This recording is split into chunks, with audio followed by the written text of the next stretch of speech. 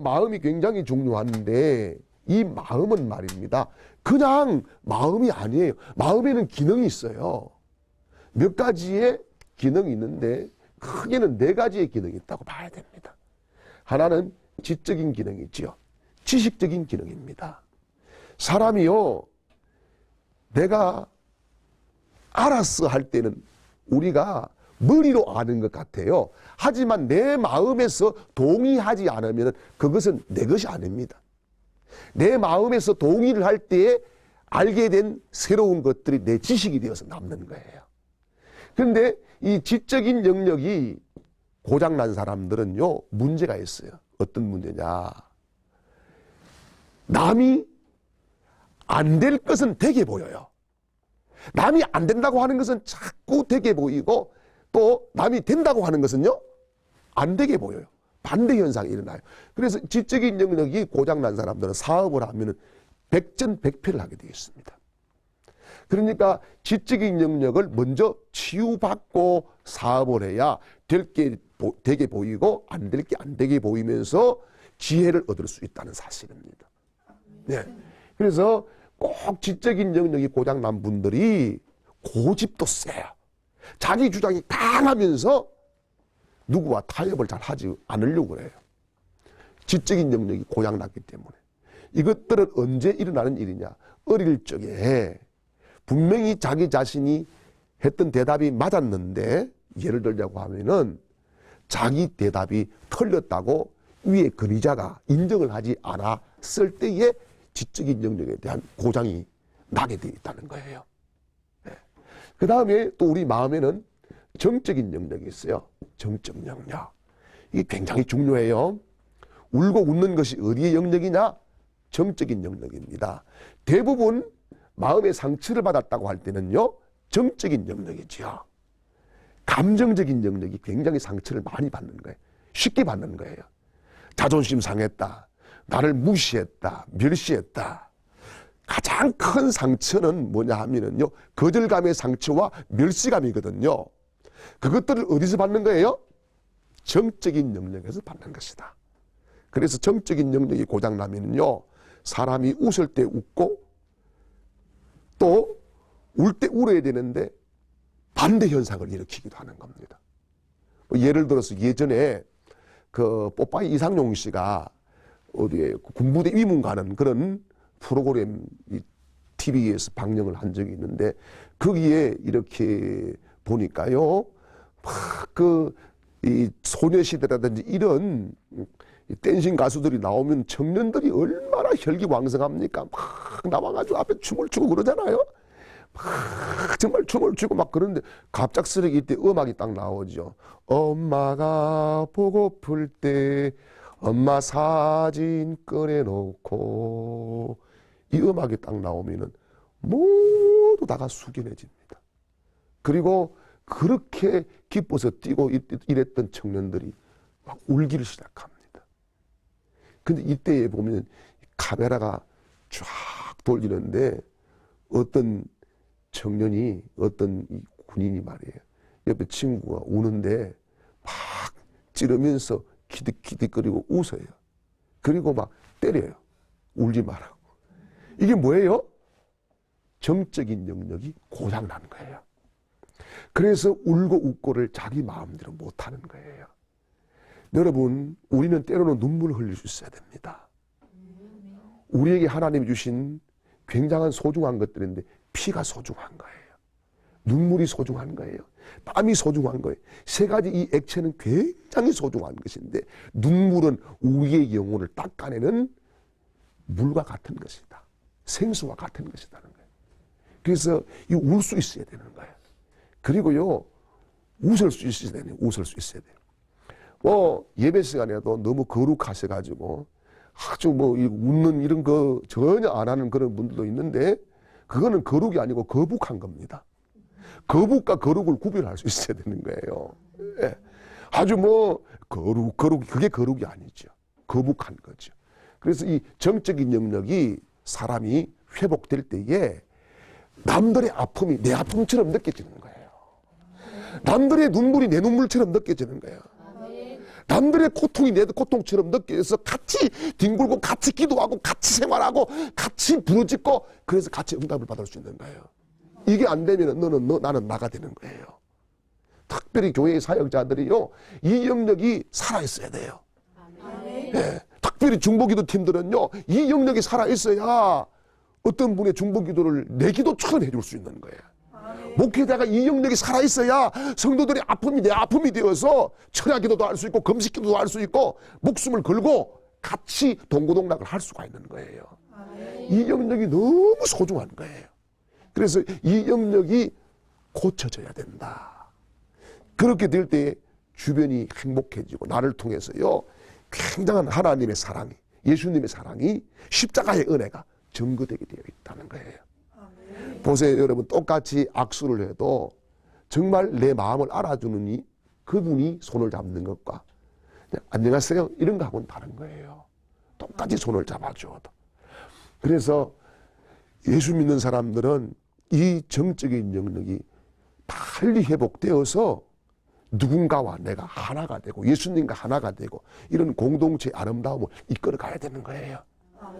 그리고 또 한 가지는요, 뭐가 있느냐 하면은 의지적인 영역이 있어요. 의지적인 영역. 이 의지적인 영역은 결단하는 영역이지요. 결단하는 영역. 굉장히 우리 인생은 순간순간 결단입니다. 아브라함이 결단해서 아브라함 되는 거거든요. 예. 야곱이 결단하고 나니까 이스라엘이 되는 거거든요. 예. 결단이 너무 소중한데 결단은 하지만은 결단에 따른 행동이 안 나올 때 결단은 아무런 의미가 없는 거예요. 교회에서 결단 찬송하고 뭐 집회 가서 결단 찬송하고 다 합니다만은 결단 기도합니다만은 결단은 행동으로 옮겨질 때에 놀라운 파급적인 효과가 주변에 미쳐지게 되는 것이죠. 그래서 제가 아는 어떤 분이 예수를 오랫동안 믿고 직분도 아주 굉장한 분인데 담배를 못 끊어요. 담배를. 그래서 늘 구름기둥, 불기둥으로 인도를 하고 다니는 거야. 그래서 송구 영신 예배 때 아이가 초등학교 4학년인데 이야기를 했어. 아빠, 장로님 맞나? 맞지? 그래. 근데 장로님이 와 담배 피우구나. 야, 송구 영신 예배 가기 전이니까 내가 앞으로는 안 피운다 이랬어요. 진짜지? 아빠 약속하지? 약속한다. 근데 송구 영신 예배 오니까 어때요? 예배가 길잖아요. 예배가 길고 그러다 보니까 이 검단 현상이 왔는 거예요.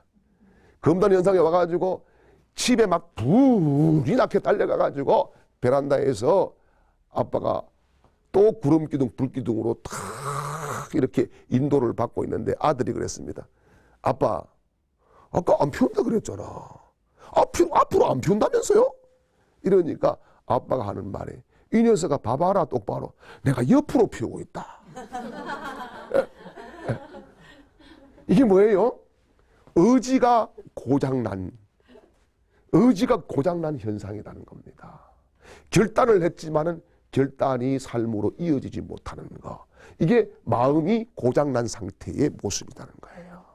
그런데 이 세 가지를 다 컨트롤하는 것이 있습니다. 그것이 뭐냐? 영적인 영역이 마음속에 있는 거예요. 영적인 영역이. 그래서 이 영적인 영역에 성령님이 오시면은 회복이 일어납니다. 이 영적인 영역에 성령님이 오셔서 만져주시면은 나도 모르게 자신감이 생기는 거예요. 굉장한 힘이 나를 이끌어가는 것을 우리가 경험하게 되는 것이지요. 그래서 우리가 이 오늘 치유 회복 이 관계 속에서 우리의 마음들을 다시금 점검하는 것이 굉장히 소중한 것입니다. 사람이요, 마음이 병들면은요, 모든 게 싫어집니다. 보십시오. 아까 말씀드린 대로 사람이 육신과 마음과 영이 있는데 이 세 가지가 합해서 사람인데 유기체라고 그러거든요. 한쪽이 병들고 한쪽이 아프면은요, 다른 쪽도 같이 아프고 병들 수 있어요. 그래서 우리 한번 예를 들어 볼게요. 육신적으로 막 심하게 아플 때 기도가 잘 됩니까? 영적인 것이? 잘 안 되죠. 다운됩니다. 왜? 같이 붙어 있는 것이기 때문에. 근데 마음이 막 상했어요. 마음이 상했으면은 마음만 상하면 되는데 마음이 상했는데 이상하게 몸이 같이 아파. 그러면서 뭐예요? 영적인 생활이 안 되는 거예요. 그래서 이 세 가지가 다 치유가 되어야 될 아주 중요한 영역이라는 사실을 우리가 알아야 되겠죠. 그래서 이 우리가 치유의 이 영역을 우리가 알고 그 다음에 중요한 것이 뭐냐 하면 상처의 종류입니다. 상처의 종류. 상처의 종류는 여러 가지가 있는데 첫째는요, 사람과의 관계에서 오는 상처가 있습니다. 사람과의 관계에서. 예. 자, 제가 영성 목회 아카데미라고 하는 목회자 이 치유 센터를 하고 있습니다.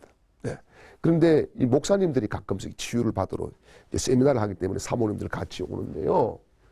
아주 그 여러분들을 만나게 되는데 관계가 잘 안 되는 목사님들을 만나요.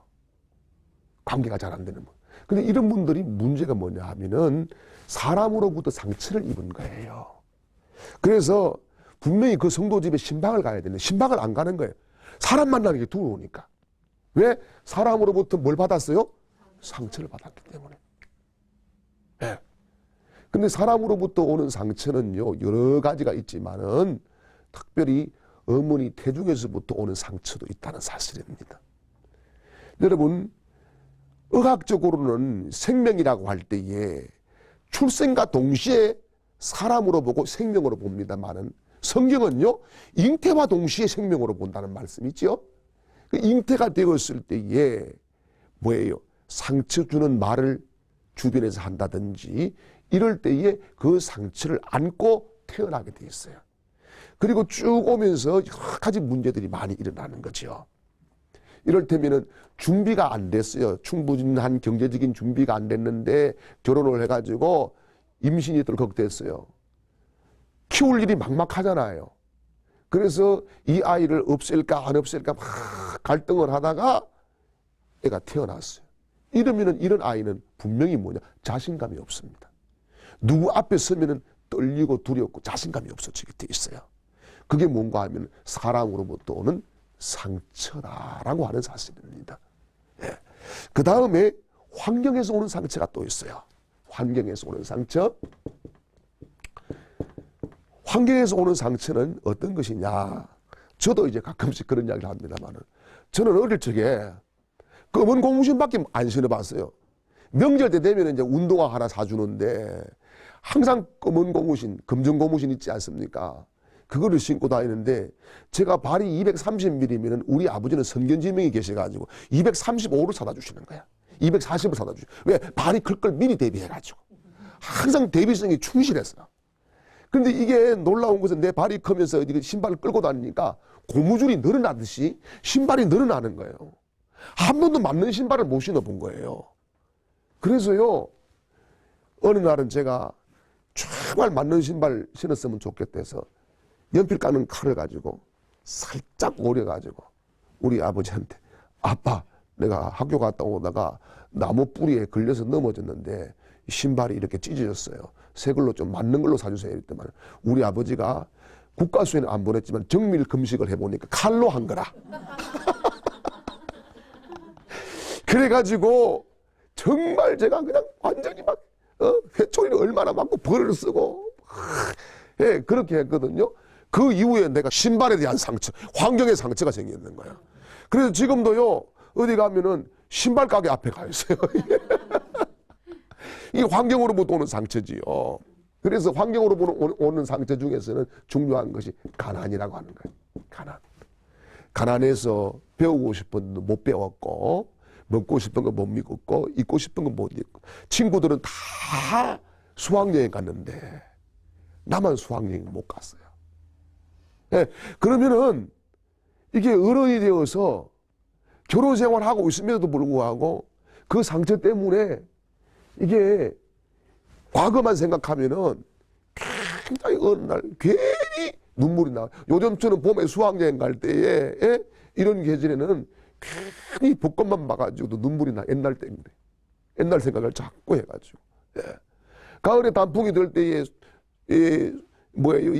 이 졸업여행 갔다 오는 이런 팀에 내가 못 갔다고 하면은요.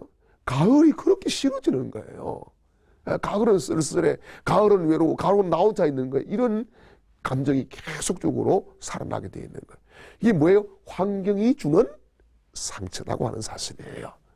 그 다음에 상처는 또 한 가지가 더 있는데요. 세 번째로는요, 자기 자신이 상처를 줍니다.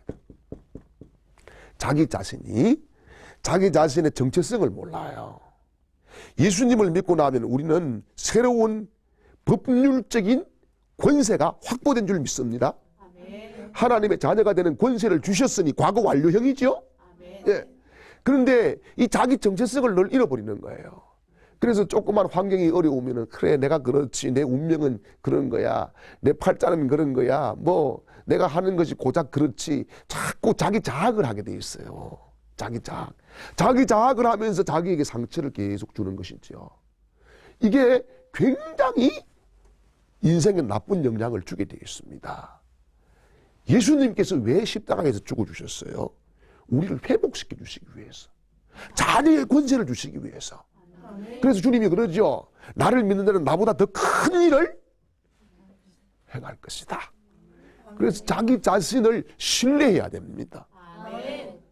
자기의 육신 덩어리를 신뢰하는 것이 아니라 예수님 안에서 하나님의 사랑받는 자로서의 존재 가치를 알아야 된다, 그런 말씀이에요. 그 가치를 알 때에 자기 자신이 더 이상 자기 자신에게 상처를 주지 않아요. 자기 자신에게 상처를 주면서 상처를 받은 사람들을 자꾸 만나게 되면 상처는 전염됩니다. 상처는 뭐 된다고요?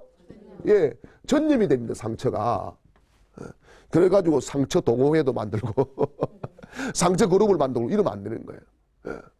교회에서도 이럴 때면은 뭐 주의 종에게 상처를 받았다, 뭐 직분 누적에게 상처를 받았다. 아이고 너도 그랬어요, 나도 그랬어요, 어머 김 집사님도 그랬어요, 아이고 박 권사님도 그랬어요. 이래가지고 예, 상처 뭘 만들어요? 예, 상처 동호회를 만들어가지고 막 그렇게 하면 안 되는 거예요. 예. 여러분, 상처는 전염되기 때문에 나로서 끝내야 된다는 겁니다. 네. 나로서 완전히 딱 끝을 내야 내 자식에게도 이게 안 가게 되어 있다는 거예요. 그리고 상처는 대물림도 된다는 거예요. 대물림. 그리고 이 환경이 주는 여러 가지 상처 중에서도요, 자기 이 집안에서 흐르는 그런 나쁜 영향력도 있다는 거예요. 집안에 흐르는 나쁜 영향력. 그거는 자신이 받기 싫어도 받게 되는 그런 영향력인데, 자, 우리 예를 들어 보겠습니다. 아브라함이 75세의 부름을 받고 이스라엘 땅에 들어왔어요. 그죠? 근데 오자마자 뭐가 됐어요? 가나안에 왔는데 흉년을 만났어요. 그래서 궁녀지책으로 찾아간 곳이 어디입니까? 애굽입니다. 애굽에 가가지고 자기 아내가 너무 아름다운 거예요. 하여튼 이 사라 할머니가 연세가 높았음에도 불구하고 굉장히 아름다웠던 것 같아요. 그래서 서로 짜지요. 당신은 나의 누이라 하자. 그래야 내 생명이 보존될 것이다. 그렇게 해서 사실 바로의 신하 앞에 누이라고 속이고 거짓말을 쳤습니다. 그러면 그때에 이삭이 태어났나요? 안 태어났나요? 태어날 생각도 안 했어요. 그렇죠? 그런데 이삭이 동일하게 흉년을 만나가지고 그날 땅에 가가지고 뭐라 그러지요? 자기 아내를 누이라 그럽니다. 그런데 이삭이 아들을 낳았는데 누구를 낳았어요? 야곱과 에서를 낳았는데 야곱은 완전히 거짓말장입니다. 아버지가 눈이 잘 안 보이는 거 이걸 이용해 가지고 형의 장자권 축복 기도를 받기 위해서 양털을 갖다 붙이고 뭐 그런 식으로 해서 거짓말을 하고 속여 가지고 장자권의 축복을 받게 됩니다. 완전히 거짓말이지요. 그런데 야곱의 아들들은 어떻습니까? 요셉을 미디안 상인에게 팔았어요. 애국으로 가는 미디안 상인에게 팔고 나서 뭐라 그러죠? 짐승이 와서 동생을 잡아먹었는가 보다고 동생 옷에 피만 좀 뿌려가지고 그냥 가가지고 아버지를 또 속이지요. 그러면 아브라함 가문에는 뭐가 흐르나요? 거짓의 영이 흐르고 있습니다. 이게 뭐예요? 환경적인 상처는 대물림이 계속될 수 있다는 사실을 우리에게 보여주고 있는 거지요. 또 한번 볼까요? 다윗이 너무나 훌륭한 임금입니다. 그렇죠? 하나님의 마음에 합한 자라 그러잖아요. 근데 이 다윗이 말이에요. 어느 날 왕궁을 거닐다가 누구를 봅니까? 목욕하는 밧세바를 봤어요. 밧세바는 누구의 아내지요? 우리아의 아내죠. 네, 우리아의 아내 밧세바를 봤어요. 그리고 자기 나름대로 이 정욕이 생긴 거예요. 그래서 밧세바를 불러서 동침을 하게 되죠. 동침을 하게 됩니다. 예. 요즘 말로 하면은 이게 좀 심각한 일이 되겠죠. 예. 그런데 다윗의 자식들이 동일한 죄를 범합니다. 동일한 죄를 범하게 됐지요. 예. 다윗의 자식 중에서 하나이가 어떻게 자기 이복 누이 다말을 강간을 해가지고 그래서 압살롬이 죽여버리죠. 이런 살인과 이 음란하는 것들이 계속 흘러가면서 압살롬은 백주대낮에 아버지 왕궁에 쳐들어와가지고 백성들이 보는 앞에서 아버지 후궁들과 동침을 하죠. 뿐만 아니지요. 또요, 솔로몬은 임금이 되었는데 솔로몬이 아내가 몇 명입니까? 1000명입니다. 이거 그러면 다윗 가문에는 뭐가 흐르죠? 음란한 영이 흐르고 있다는 거예요. 이게 뭐예요? 환경적으로 대물림 될 수 있는 전염되는 그런 상처들이다라고 하는 사실을 우리가 보게 되는 거죠. 그래서 진짜 이제는 우리가 이 상처를 덮고 넘어갈 것은 아니다. 반드시 정리하고 깨끗하게 치유받고 깨끗하게 고침받고 그래서 말씀 받고 그 가운데에 하나님이 주시는 소명과 사명을 붙들고 살아야 된다는 겁니다. 우리가 인생을 다른 말로 일생이라 그러지 않습니까? 일생은 한 번 살고 만나는 겁니다. 그 일생을 살아가면서 중요한 세 가지가 또 하면 꿈과 비전과 사명이거든요. 이 꿈과 비전과 사명을 어떻게 이룰 수 있느냐? 치유가 잘 되고 나면은 꿈이 보이고 비전이 보이고 또요 사명이 보이는 거예요. 이를테면 우리가 아이들이 꿈이 의사예요. 의사가 꿈이에요. 그런데 의사가 되기 위해서 오늘 지금부터 내가 이 과정을 어떻게 해야 되느냐? 아주 단계적으로 잘 정리하는 것이 뭐예요? 비전이에요. 그런데 이 두 가지가 정말 하나님이 나에게 주신 것이다라고 확신이 되어질 때 그게 뭐가 돼요? 사명이 되는 거예요. 루소는 그런 이야기를 했습니다. 사람은 두 번 태어난다. 한 번은 어머니 뱃속에서 태어나고 한 번은 사명 앞에서 태어난다. 이런 이야기를 했어요. 아무리 사명이 있어도 사명자라도 치유가 되지 않으면은 오히려 많은 사람에게 상처를 주더라는 겁니다. 제가 살아보니까. 제가 목사가 되고 제가 사역을 감당하면서 저한테 상처받은 분들이 굉장히 많이 있었다는 사실이에요. 왜냐하니까 내 속의 상처가 폭발되어서 다른 사람들에게 좋지 않은 영향으로 다가가기 때문에 그래서 우리 모두 다가 정말 이런 치유가 일어나고 회복이 일어나서요 가정이 건강한 가정이 되어야 됩니다. 아멘. 네. 요즘 가정이 얼마나 혼란스럽습니까? 가정에서도요 가족들이 치유가 안 되고 가족들이 뭔가 불편스러우니까 굉장히 집안 문제, 가정 문제들이 심각하게 일어나고 있지 않습니까? 그래서 이런 심각한 문제들에 대해서 치유가 일어나면은요, 가정이 건강해지는 거예요. 건강한 가정이 될 때에 그 가정이 나오는 교회가 건강한 교회가 되는 거예요. 아멘. 교회가 건강해질 때에 사회가 건강하게 되는 거예요. 아멘. 사회가 건강하면 건강한 국가가 되는 거예요. 그래서 아무리 계획을 내세우고 아무리 무슨 캐치프레이드를 놀라우게 걸어도 중요한 것은 치유와 회복이 일어나지 않으면은 그것은 쉽게 이루어질 일은 아니라는 사실이지요. 그래서 오늘 우리가 이런 것들이 상처구나 하는 것들을 지금 알았지 않습니까? 이 상처들은 이제 가져가야 될 문제, 정리해야 될 문제가 아니고 버리고 가야 될 문제라는 겁니다. 우리가 병이 있습니다. 병이요, 꽃을 꼽으면 꽃병, 물을 담으면 물병 됩니다. 그렇죠? 우리 마음도 마찬가지입니다. 우리 마음도요, 무엇을 담느냐에 따라서 우리의 용도가 달라집니다. 은혜를 담으면은, 사명을 담으면은 사명자가 되고 은혜의 증거자가 됩니다. 복음을 담으면은 전도자가 되는 것입니다. 여기에 상처를 담아놓으면은 뭐가 되겠습니까? 남을 찌르는 흉기가 되고 날카로운 도구가 되는 것입니다. 그러면 우리가 어떻게 이제 살아야 되겠어요? 정말 하나님 은혜 가운데 치유가 되어서 회복이 되어서 내 속에 좋은 것을 담고 좋은 영향을 끼치고 살아가는 그런 우리 모든 시청자들이 될 수 있기를 주님의 이름으로 축복합니다. 아멘.